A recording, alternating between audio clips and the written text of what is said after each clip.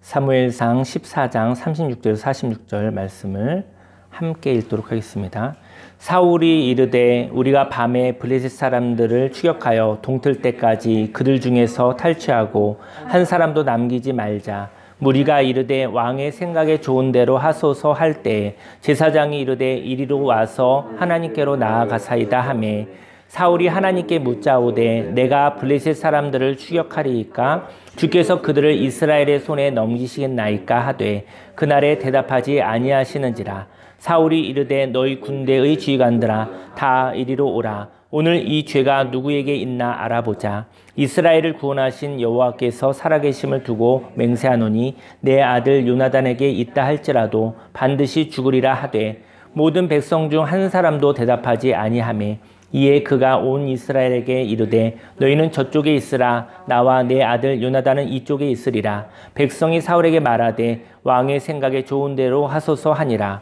이에 사울이 이스라엘의 하나님 여호와께 아뢰되 원하건대 실상을 보이소서 하였더니 요나단과 사울이 뽑히고 백성은 면한지라. 사울이 이르되 나와 내 아들 요나단 사이에 뽑으라 하였더니 요나단이 뽑히니라. 사울이 요나단에게 이르되 내가 행한 것을 내게 말하라. 요나단이 말하여 이르되 내가 다만 내 손에 가진 지팡이 끝으로 꿀을 조금 맛보았을 뿐이오나 내가 죽을 수밖에 없나이다. 사울이 이르되 요나단아 내가 반드시 죽으리라. 그렇지 않으면 하나님이 내게 벌을 내리시고 또 내리시기를 원하노라 하니 백성이 사울에게 말하되 이스라엘이 이 큰 구원을 이룬 요나단이 죽겠나이까 결단코 그렇지 아니하니이다. 여호와의 살아계심을 두고 맹세하옵나니 그의 머리털 하나도 땅에 떨어지지 아니할 것은 그가 오늘 하나님과 동역하였음이니이다 하여 백성이 요나단을 구원하여 죽지 않게 하니라. 사울이 블레셋 사람들 추격하기를 그치고 올라가매 블레셋 사람들이 자기 곳으로 돌아가니라. 아멘. 오늘 이 시간 본문 말씀을 근거로 유연한 사람은 하나님의 동역자입니다 라는 제목으로 하나님의 말씀을 증거하도록 하겠습니다.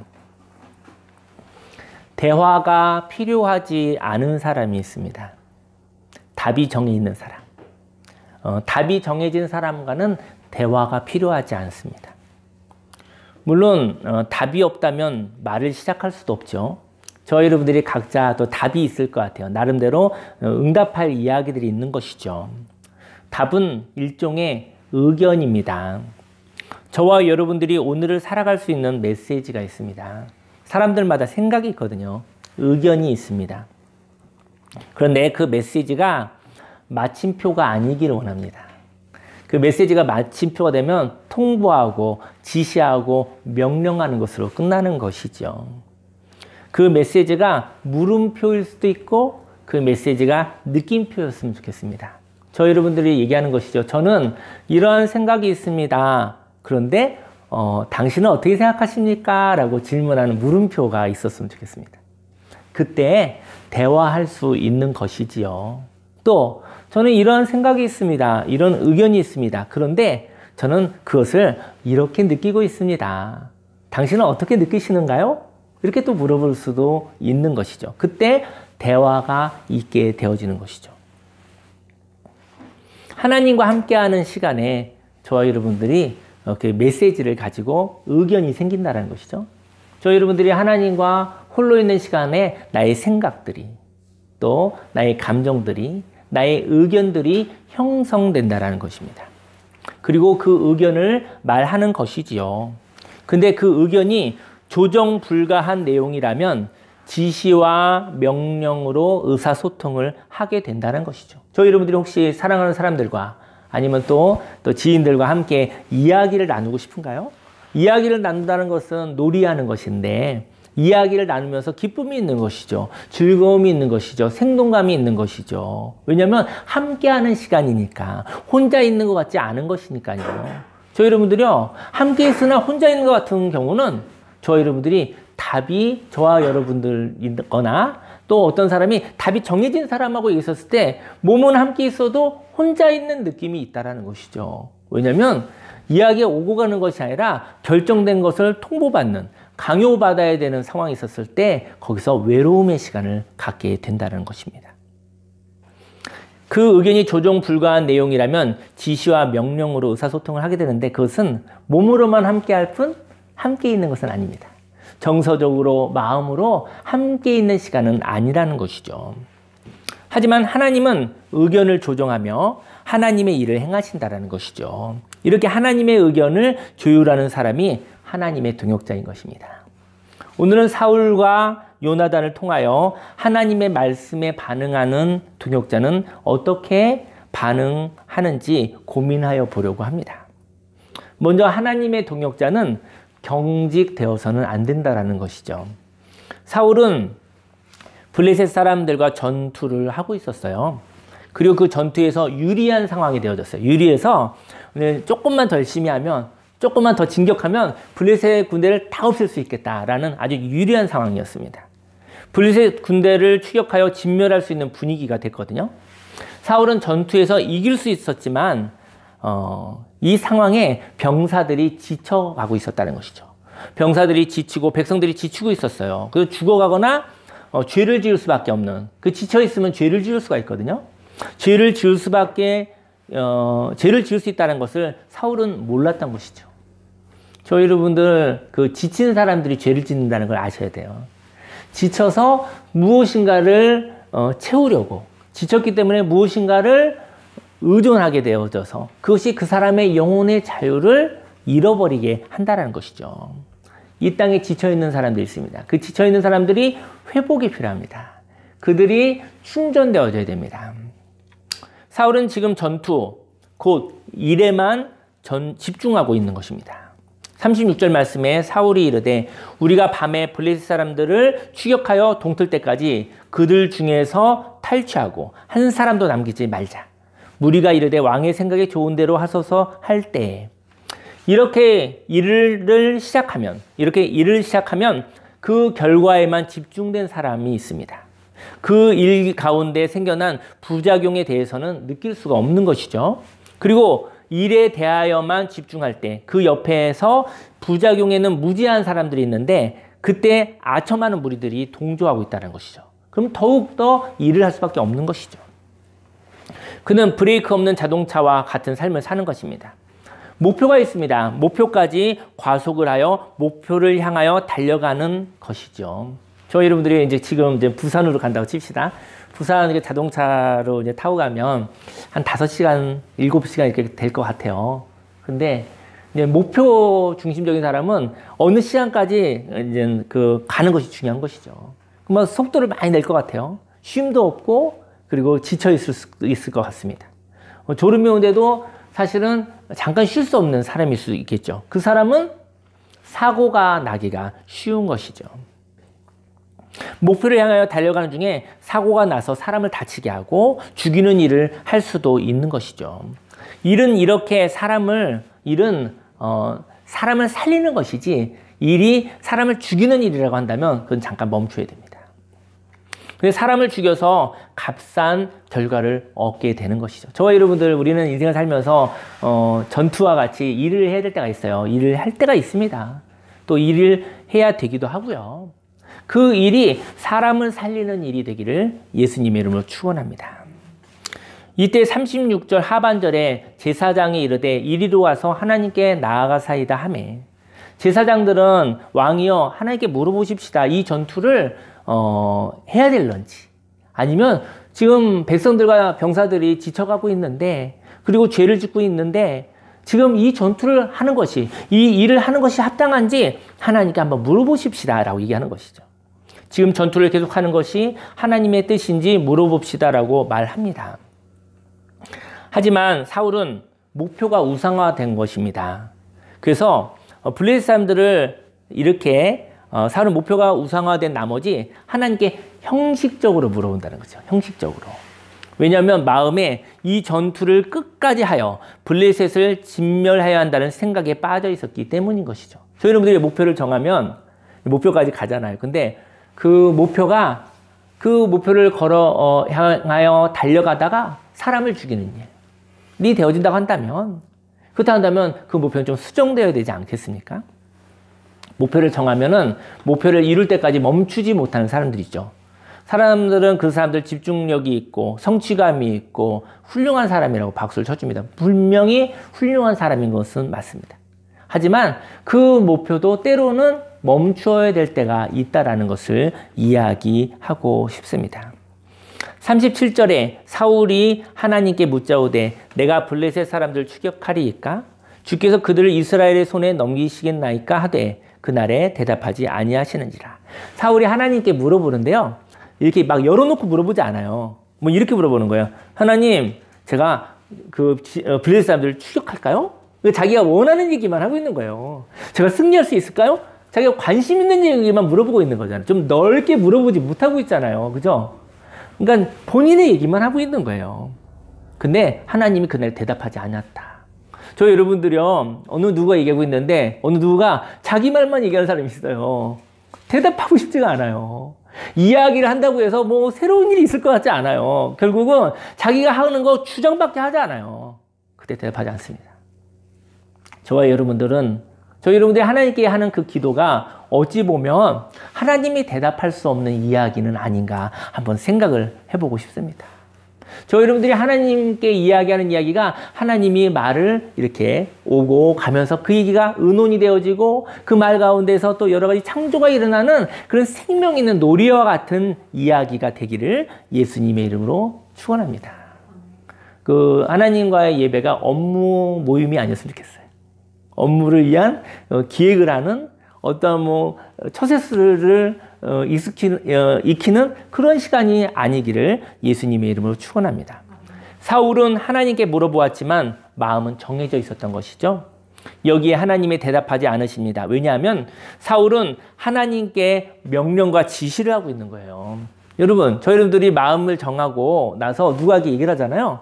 그럼 사실은 같이 대화하는 것 같지만 사실은 자기 주장만 하는 경우에는 명령하고 지시하고 있는 거나 다름없는 것입니다. 이상하다. 이야기라고 했는데 저 사람이 같이 이야기해도 저 사람이 꼭 나한테 강요하는 것 같아. 저 사람이 나한테 명령하는 것 같아. 저 사람은 벽창호야. 저 사람은 답이 정해져 있어. 저 사람을 내가 설득할 수 없을 것 같아. 저 사람한테 이야기해봤자 시간 낭비야. 이런 마음이 들 수도 있다라는 것이죠. 만약 하나님이 천사에게 명령하는 것이라면, 천사들은 이렇게 부리는 종이잖아요. 천사에게는 대화하지 않고 천사에게는 명령하셨죠. 명령한 것이라면 천사들은 그 명령을 따르면 되는 것이죠. 그리고 왕이 군사에게 명령하면 그 명령에 군사들은 복종하면 될 것입니다. 그런데 사람이요, 하나님께 지시를 하고 있는 거예요. 만일 저와 여러분들이 마음을 정해놓고 형식적으로만 하나님께 묻는다면 그것은 하나님께 지시하는 것입니다. 그러니 하나님이 지시를 받을 존재는 아니잖아요. 그러니까 하나님이 대답을 하지 않으시는 것입니다. 왜 하나님이 대답 안 하십니까? 날 무시하는 것입니까? 아니야. 네가 마음을 정해놓고 내게 지시하고 있잖아. 너하고 지금 나하고 이야기하고 대화하는 시간이 아니잖아. 너가 나에게 명령하고 있잖아. 하나님께서 대답할 수 없는 것이죠. 이렇게 답을 정해놓고 말하는 사람은 경직된 사람입니다. 그는 과정을 답으로 정해놓았기 때문에 답이 없는 것이죠. 저와 여러분의 인생의 오늘 하루를 답으로 본다기보다는, 정해진 답이라고 본다기보다는 정해진 답을 운명이라고 하거든요. 저와 여러분, 오늘은 바로 과정입니다. 바로 오늘은 목적을 향한 어느 한 부분이라는 것이죠. 과정을 답으로 정해놓았기 때문에 답이 없는 것이죠. 인생은 정해진 것이 아닙니다. 인생은 답이 아닙니다. 인생은 순간 걸어가는 과정, 길을 걸어가고 있는 것이죠. 저와 여러분들이 인생 가운데 일어나는 삶의 변수를 보면 절망하지 않으시기를 소망합니다. 우리를 낙심시키는 과정을 경험하면 우리는 이렇게 고백했으면 좋겠어요. 이 또한 지나가리라. 길이니까 지나가는 중인 거예요. 그렇게 고백하시며 하나님의 목적을 향하여 걸어가시기를 소망합니다. 우리를 낙심시키는 과정은 바로 십자가인 것이죠. 십자가에서 하나님과 단절되신 예수님. 저는 예수님의 얘기를 나눠보면 예수님 십자가에 못 박히셨잖아요. 근데 예수님의 힘듦은 무엇이었을까요? 그 예수님의 힘듦은 무엇이었냐면은 예수님은 하나님과의 단절이었다라는 것이죠. 하나님 아버지, 왜 나를 버리셨나이까? 그런 모습이 있었던 것이죠. 근데 하나님과의 단절은 바로 새로운 나를 만나는 시간입니다. 하나님과의 단절 가운데서 부활의 주님이 되는 과정이 있는 것이죠. 하나님과의 단절은 새로운 나를 만나는 시간입니다. 과거에 하나님이 내가 이용하는 하나님이라고 한다면, 내가 이용하는 하나님과의 단절이 이루어져야 내가 동행하는 하나님을 만날 수 있다는 것이죠. 저희 여러분들이 과거에 만난 하나님을 오늘도 소환해서 살고 싶은 마음, 그 경험을 오늘도 살고 싶은 마음, 인생의 노하우라고 하면서 과거에 만났었던 그 경험을 오늘에 반복하고 싶은 마음, 그것이 하나님을 이용하는 것일 수 있는 것이죠. 살아계신 하나님, 오늘도 살아계신 하나님, 오늘 함께 하시는 그 하나님을 만나시기를 예수님이 축원합니다. 과거의 경험이 우상화될수록 오늘을 살 수 없다라는 것이죠. 과거의 경험을 아름답게 떠나보내시고 오늘 하나님, 살아계신 하나님을 만나 오늘을 생생하게, 생기있게, 활기있게, 생명있게 살아가시기를 예수님의 이름으로 축원합니다. 하나님은 정해진 답과 같이 죽은 하나님이 아니라 순간순간 함께 하시는 길이요, 진리요, 생명 대신 살아계신 하나님이신 것이죠. 하나님은 정해지신 분이 아니십니다. 하나님은 현실 가운데, 사람의 욕심 가운데 가둘 수 있는 분이 아니십니다. 하나님을 고정하고 자신의 생각을 고정하는 사람은요, 하나님과 대화할 수가 없습니다. 저희 여러분들이 이제 우리 고정관념을 가질 때가 있잖아요. 저희 여러분들이 그 고정관념을 가졌을 때 하나님을 고정하는 거예요. 저희 여러분들이 하나님은 이런 분이야 라고 고정해버리는 거예요. 저희 여러분들이 고정하는데 하나님이 이렇게 묶여지고 하나님이 제한될 수 없다는 것이죠. 그리고 하나님을 고정하는 사람, 그 사람이 자신의 생각을 고정하는, 그 사람이 고정관념이 있어요. 자신의 생각을 고정하는 사람은 하나님과 대화할 수 없는 사람입니다. 왜냐하면 막혀있는 사람이잖아요. 하나님과 대화할 수가 없어요. 창조적으로 이야기를 나눌 수가 없어요. 답이 정해져 있는 사람과는 대화할 수 없습니다. 근데 저와 여러분이 힘이 없다면 하나님의 명령을 받을 것이고, 저와 여러분이 힘이 있다고 한다면 하나님에게 명령할 것입니다. 하나님은 그런 분이 아니시라는 것이죠. 이렇게 경직된 사람은 하나님의 동역자가 될 수 없습니다. 다음으로 하나님의 동역자는 멈춤을 범죄로 보아서는 안 됩니다. 사울은 하나님의 대답 없으심을 통해서 일단 전투를 멈추게 됩니다. 근데 이러한 멈춤을 향해서 이렇게 해석하는 것이죠. 누군가 잘못했어. 누군가 잘못했기 때문에 멈춘 거야. 누군가 잘못했기 때문에 멈췄다고 생각한 것이죠. 그래서 하나님의 허락하심을 받지 못했다고 생각을 합니다. 그래서 멈춤의 원인을 제공한 범인을 잡는 데 집중한다는 것이죠.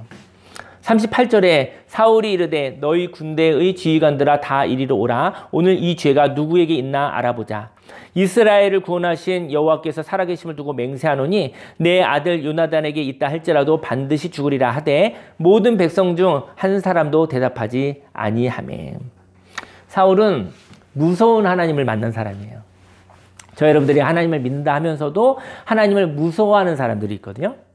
하나님을 경외하는 것과 하나님을 무서워하는 건 달라요. 하나님을 경외하는 것은 나보다 크신 분, 하나님은 놀라우신 분, 경이로우신 분, 이런 경외감하고 하나님을 무서워하는 것도 달라요. 하나님을 무서워하지 마시고 하나님을 경외하시기를 예수님의 이름으로 축원합니다. 근데 사울은 하나님을 무서운 하나님으로 만났거든요. 그래서 사울은 사람들에게 대하는 모습도요, 공포의 리더십을 가지고 있었어요. 이제 전투가 있었잖아요. 전투가 있었는데 얘기한 거예요. 사울이 아무도 먹지 마라. 금식해라. 싸울 때 음식을 조금도 먹은 사람들은 그는 벌을 주겠다 이랬어요. 근데 이게요, 무섭게 해서 하는 건데 잠깐은 할 수도 있어요. 정신 차려! 이럴 수 있는데 긴 전투에서는 사람을 지치게 하잖아요. 지치는데 힘이 없는데 무슨 싸움을 할 수가 있겠습니까? 사울은 하나님께 죄를 짓지 않았다고 생각을 하겠죠. 그래서 당당하게 범인을 찾고 있었던 거예요. 40절에 이에 그가 온 이스라엘에게 이르되 너희는 저쪽에 있으라 나와 내 아들 요나단은 이쪽에 있으리라. 지금 제비 뽑고 있는 것이거든요. 백성이 사울에게 말하되 왕의 생각이 좋은 대로 하소서 하니라. 이에 사울이 이스라엘의 하나님 여호와께 아뢰되 원하건대 실상을 보이소서 하였더니 요나단과 사울이 뽑히고 백성은 면한지라. 여기 많은 사람들 중에서 이제 제비를 뽑는 게 누가 범인인가? 하나님 대답하지 않게 하신 하나님께서 이 전투를 멈추게 한 이유가 있다. 누군지 찾고 싶은 거예요. 그래서 전부 찾아봤더니 백성들은 저쪽으로 가고 이제 사울과 요나단만 남은 거예요. 사울이 이르되 나와 내 아들 요나단 사이에 뽑으라. 제비를 뽑으라. 하였더니 요나단이 뽑힌 거예요. 제비를 뽑아서 하나님께 죄를 지은 사람이 누구인지 찾게 되었습니다. 근데 그 죄인은 아들 요나단으로 판명이 되었던 거죠. 그런데 저는 이런 얘기를 하고 싶어요. 그 멈춤이 있었을 때 범인 찾는 것이 아니라 멈춘 것이 오히려 하나님의 축복일 수 있다라는 것이죠. 우리에게 오해가 있습니다. 인생 가운데 멈춤이 있으면 상실이 있으면 범죄하였다라는 해석이 있는 것이죠. 그런데 멈춤은 범죄가 아니라 방향을 전환해야 하는 것이죠. 저희 여러분들이 멈출 때 벌 받아서 내가 멈췄구나 생각하는 사람이 있고, 여러분들이 운전을 하잖아요. 요즘에 제가 이제는 우리 제 아내를 이렇게 운전 연습을 해주는데, 요즘 방향을 전환할 때는 속도를 줄여야 돼요. 조금 줄이든지 어쨌든 줄여야지 방향을 전환할 수 있죠. 속도를 줄이지 않고 방향을 전환하다 보면 뒤집히는 것이죠. 전복되는 것이죠. 멈춤은 범죄야라는 해석도 있지만 멈춤은 방향을 전환하는 시기인 것이죠. 방향을 전환해야 하는 하나님의 사인인 것입니다. 왜냐하면 인생 가운데 결과의 수치인 소유를 위하여 걸어가면 어느 날 소유를 많이 쌓는다 하여도 인생이 허무할 수가 있는 것입니다. 사울은 전투에서 이겨서 승리를 얻을 수 있겠죠. 그리고 나서 백성은 지치고 그리고 백성들이 죄를 짓게 된다 한다면 그 승리가 무슨 소용이 있겠습니까? 저희 여러분들이 목표를 설정하고 뭘 이루었어요. 이루었는데 그것이 공짜인가요? 그것을 이루기 위해서 값을 지불한 게 있잖아요. 그 값을 지불한 것이 무엇을 이룬 것보다 더 많이 지불했다고 한다면 멈추는 게 낫었던 것이죠. 저희 여러분들이 오늘 열심히 일하고 있습니다. 열심히 살아가고 있습니다. 근데 저희 여러분들이 가치가 높은 것을 잃어버리고 가치가 싼 것을 얻는 일에 간다면 잠깐 멈추시기를 예수님의 이름으로 축원합니다.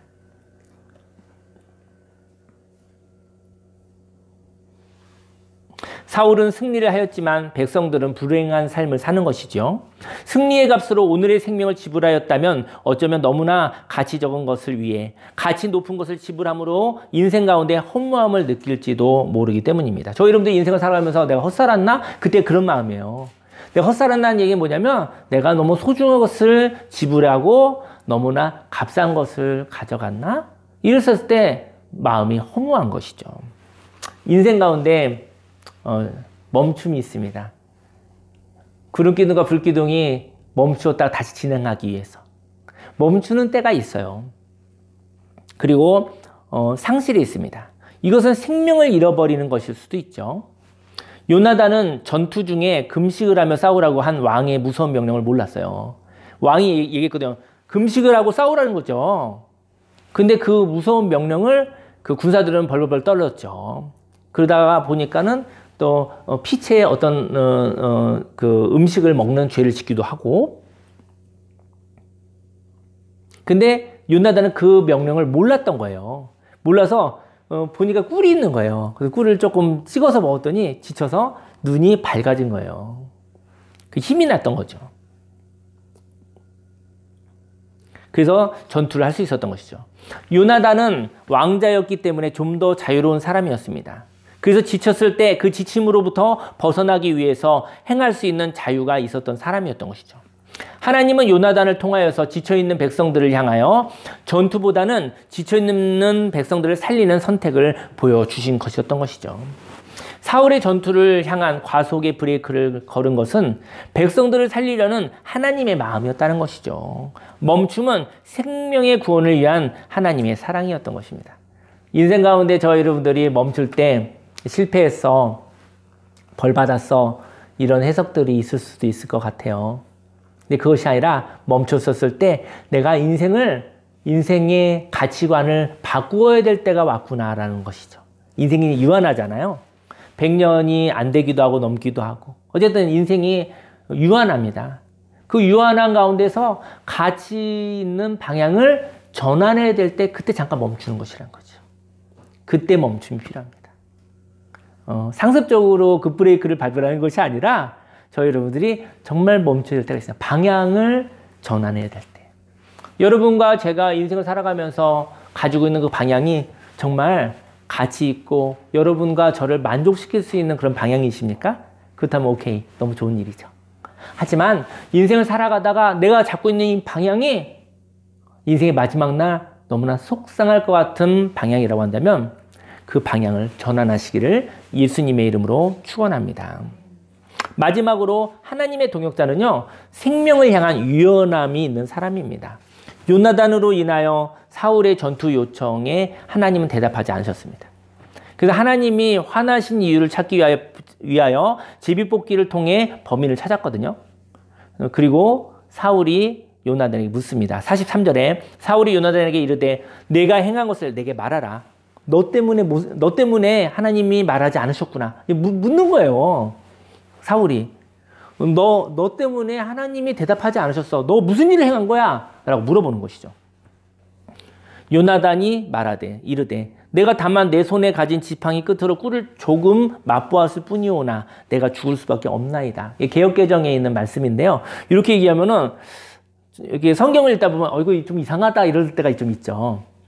아니 꿀을 조금 맛보았는데 그것 때문에 죽어야 되는 거야? 뭐 이런 생각은 안 드시나요? 쉬운 성경은 조금 더 현대인의 성경 우리의 말로 써있는데 한번 제가 읽어드릴게요. 쉬운 성경은 이렇게 얘기를 해요.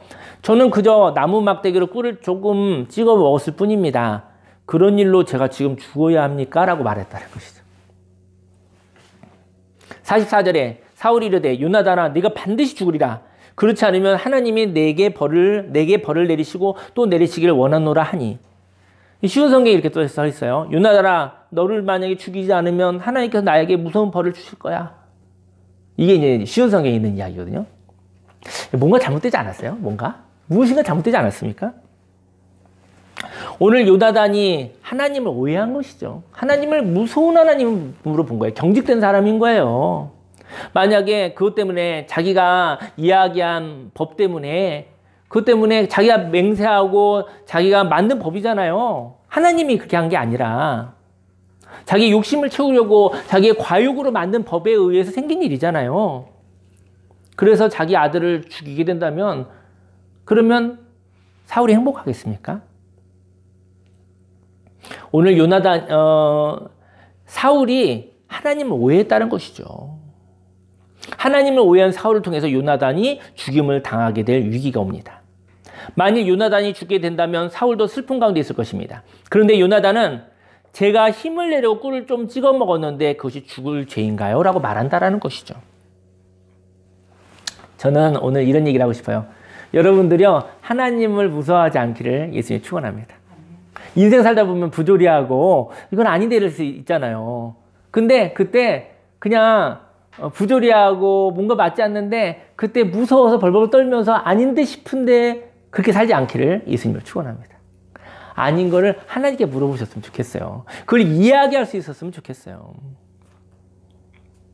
저는 이런 얘기를 하고 싶어요. 무슨 얘기를 하고 싶으냐면은 사울은 하나님을 무섭게 생각하고 있었잖아요. 근데 요나단의 이야기를 듣고 정신이 번쩍 났을 것 같아요. 왜냐면 사울이 얘기한 거죠. 하나님 무서운 분이야. 하나님의 무서운 분인데 우리가 하나님 뜻대로 살지 않고 하나님 법대로 살지 않으면 어기면 죽임을 당하는 거야. 이런 경직된 신앙을 가지고 있었던 거죠. 근데 요나단은 이렇게 했죠. 아니 아버지 힘들고 지칠 때 꿀 좀 찍어 먹었다고 해서 그 때문에 사람을 죽이는 거예요? 라고 얘기했던 것이죠. 저희 여러분들에게 하나님을 향한 유연함이 있으십니까? 하나님을 향한 풍성함이 있으십니까? 저희 여러분 하나님을 믿는 것은 자유로움과 하나님이 주신 풍성함 가운데 들어가는 것이죠. 그 얘기를 듣고 어떻게 보면은 그 사울이 경직됨이 풀려지지 않았을까요? 아들의 얘기를 들으니 그 말이 맞잖아요. 저희들이 때로 자녀들에게, 때로는 제자들에게, 때로는 후배들에게 사람들이 얘기했었을 때, 때로는 우리가 예수님을 믿지만 아직 예수님을 잘 알지 못하는 사람들에게라도 어떤 얘기인데 그게 그 하나님 말씀 같다. 저 여러분의 영혼의 이야기, 저 여러분의 마음을 설득하는 이야기를 무시하지 않으시기를 예수님으로 축원합니다. 그 얘기 들으면서 맞아. 사울이 하나님을 무서워하다가 그래 그런 하나님은 아니지. 그래 전쟁에서 열심히 하고 그러다가 지쳤을 때 꿀 조금 찍어 먹었다고 그걸 죽이는 하나님은 아니지. 그 얘기를 듣고 하나님을 알게 되어졌을지도 모릅니다. 45절에 백성이 사울에게 말하되 이스라엘이 이 구원을 이룬 요나단이 죽겠나이까? 결단코 그렇지 아니하니이다. 여호와의 살아계심을 두고 맹세하옵나니 그의 머리털 하나도 땅에 떨어지지 아니할 것은 그가 오늘 하나님과 동역하였음이니이다 하여 백성이 요나단을 구원하여 죽지 않게 하니라. 백성들이 얘기했어요. 요나단 죽이면 안 됩니다. 그를 통해서 그가 하나님의 일을 하지 않았습니까? 그가 하나님과 의논하는 자 아니었습니까? 라고 얘기했던 것이죠. 요나단은 백성을 통하여 하나님의 동역자라고 칭함을 받았습니다. 하나님의 동역자는 생명을 향한 유연한 생각을 할 수 있는 사람입니다. 지쳐있는 사람들이 무서워서 금식을 하기보다는 꿀을 먹고 힘을 내는 것이 더욱 유익하다는 것을 아는 사람이었던 것이죠. 하나님의 동역자는 하나님의 마음을 아는 사람이었습니다. 하나님은 요나단은 불의한 요구에 생명의 해석으로 이야기하는 사람이었습니다. 생명을 죽이는 율법에 힘없이 죽는 사람이 아니라 생명을 살리는 다양한 해석을 가지고 있는 사람이 하나님의 동역자인 것이죠. 46절에 사울이 블레셋 사람들을 추격하길 그죠. 이제 전투가 멈춘 거예요. 그 전투에서 자기 백성들 다 죽이게 생겼던 거예요. 그리고 전투가 멈춰진 것이죠.